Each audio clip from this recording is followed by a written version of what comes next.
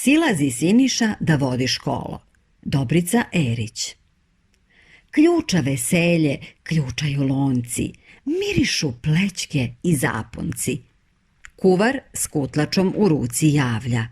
Gotovo, može da se postavlja. Presta gizdavo kolo da veze i svi se zgrtoše oko trpeze. Opa cupa, ko grom supa. Potamo se malčice grofe.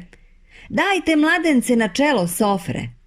Toči vino, seci pečenje, nema nigde mladoženje.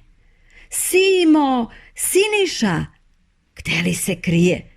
Tu je on, negde sa decom. Nije, i mi ga tražimo već 2 sata. Nek ide Nata da ga vata. Rasu se ova vesela svita po voćnjacima i preko žita, pa se potom svi bučno sliše među stogove sena i slama i tu ga neki primetiše na vrhu kruške među zvezdama. Eno ga, eno, gde je, gde more? Koji ga đavo diže čak gore? Silazi Simo, vidim te Lolo, silazi Siniša da vodi školo. Neće za inat kad ga teramo, silazi Sićo da večeramo. Neće da mrdne ni malim prstom, bešte dok nije bilo ko s krstom. I dok je ova svita pripita obigravala oko kruške, dolete mama jela ko strela i sve ih pobi ko iz puške. Silazi Simo s te klete grane, pobeže ti mlada crnjane. Prostruja žamor ko vetar šašom, pobeže Nata s harmonikašom. Marko pun bakrač rakije prosu. Zar doživeh i tu sramotu?